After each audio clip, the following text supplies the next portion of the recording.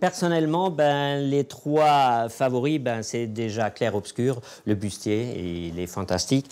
Ensuite, vous avez Mirage, une nouvelle matière, plus le modèle très flashy, très colorié, qui plaît à beaucoup de dames et aux hommes aussi, bien sûr.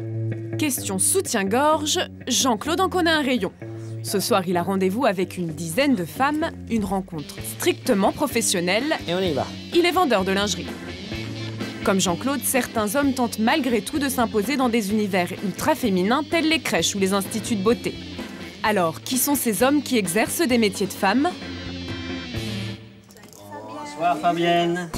Ce soir, Jean-Claude, 62 ans, anime une soirée 100% féminine. Elles ont entre 18 et 50 ans et n'ont Dieu que pour lui et ses dessous. Vous vous rendez compte, mes copains, là, qu'est-ce qu'ils vont m'envier ou quoi? Comme chaque semaine, cet ancien cadre d'une entreprise de pièces automobiles vient vendre soutien-gorge, string et petites culottes, sous le regard vigilant de sa femme Danielle, qui est aussi son associée. Je les aime toutes, mais je suis fidèle à une. Alors. Amies, voisines ou collègues, toutes ces femmes sont à la recherche de la parure idéale pour faire craquer leur homme. Avec la dentelle comme ça, un peu baroque. Alors pour elle, les conseils d'un professionnel masculin valent de l'or, d'autant qu'après 15 ans d'expérience en lingerie féminine, Jean-Claude sait parler aux dames. Plus une poitrine est généreuse, plus la bretelle doit être tonique, n'est-ce pas? Alors là, il y en a une petite anecdote pour éviter l'effet yo-yo, par exemple. Hein? Ou alors un sein à Mulhouse-Brest, l'autre à Brest. Bon, là, vous hésitez, je vois, entre deux. Oui, je sais pas trop lequel. À vous voir. Au niveau de la teinte des cheveux, au niveau des couleurs, moi, je vous verrai en bleu. Malgré les apparences, l'atmosphère n'est pas toujours aussi détendue lors de ces soirées privées. Il arrive parfois que Jean-Claude soit de trop. Si vous avez une assemblée où vous ne connaissez personne, ce qui m'arrive avec de nouvelles hôtesses, etc., c'est pas évident. Il s'est déjà passé que Daniel a dit « Écoute, je sens certaines personnes gênées par ta présence d'homme et donc je m'éclipse. » Mais ce soir, ce n'est pas le cas et les clientes se sentent plutôt à l'aise en présence de Jean-Claude. Elles vont même jusqu'à défiler devant lui. Au niveau des bretelles aussi, tourne-toi un peu. Ouais. Niveau confort, maintien, agréable, ça pique pas. Je suis bien, oui. Parfait. Soulève un peu tes cheveux, Oui, c'est bien. Le regard des copines, c'est pas forcément objectif. Et là, on a un regard vraiment extérieur et ça m'aide à choisir, ouais, vraiment. C'est super important. Il y a forcément un homme qui le verra tôt ou tard, donc de savoir à l'avance que ça a peut-être plu à quelqu'un de masculin, c'est déjà... Et c'est le modèle push-up, donc, qui donne un peu plus d'ampleur à une petite poitrine.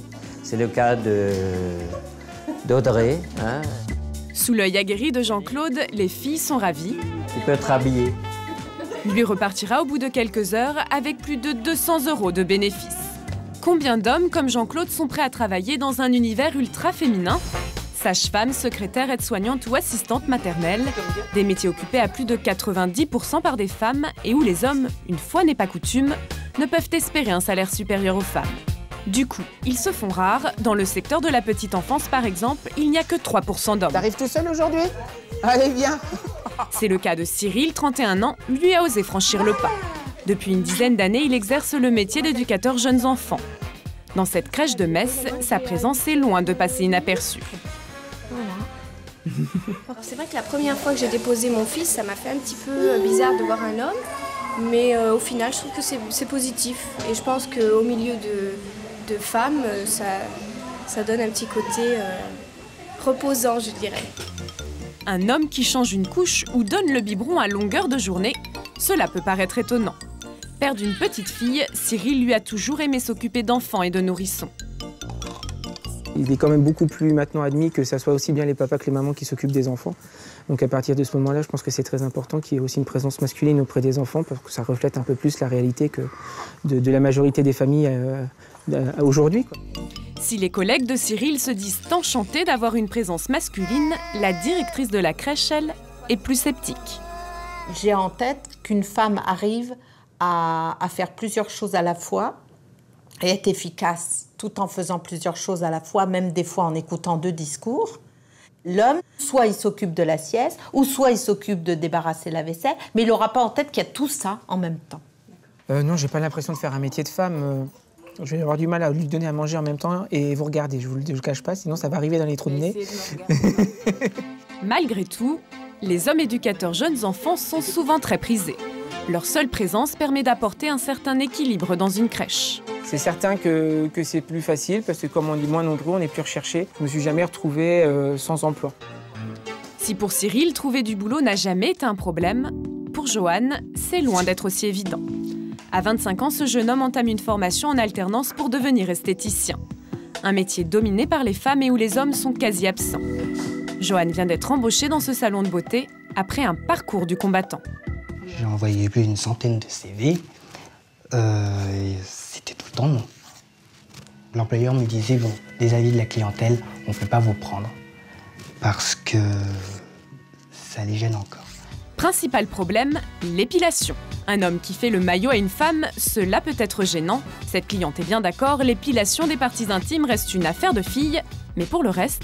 C'est pas du tout dérangeant. Moi, si on me dit, faut t'épiler les demi-jambes ou l'arrière des cuisses ou quoi que ce soit, pareil, je m'en fiche. Je suis pas là pour coucher avec lui, on n'est pas dans une relation sexuelle. Hein, voilà. 2 jours par semaine, Joanne quitte le salon pour se rendre dans son école d'esthétique.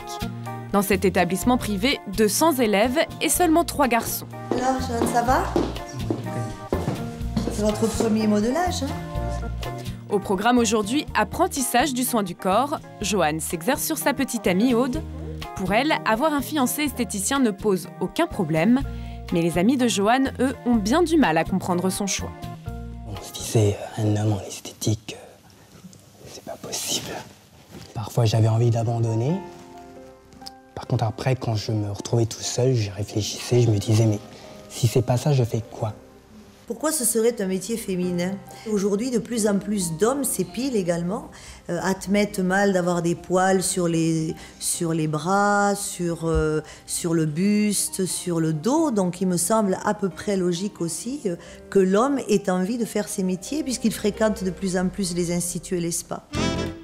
Envers et contre tous les préjugés sexistes, Joanne, Cyril et Jean-Claude espèrent faire évoluer les mentalités. Mais pour cela, ils comptent aussi sur vous les hommes.